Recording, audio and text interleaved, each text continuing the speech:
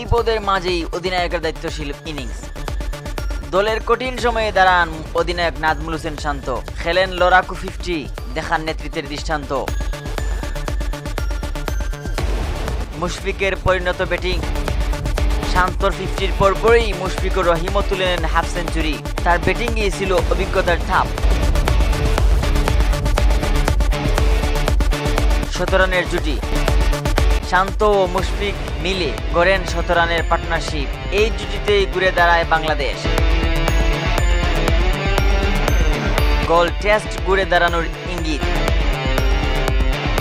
শুরুতেই পিছিয়ে থাকলেও এখন সামনে এগিয়ে যাওয়ার সময় বাংলাদেশের। শ্রীলঙ্কাদের বিপক্ষে মোমেন্টে নামেন নিজেদের পক্ষে টেনে নিচ্ছে টাইগাররা।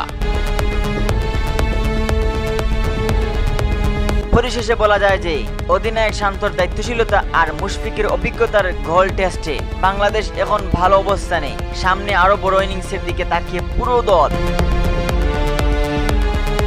Mohammad Yahya, CS news.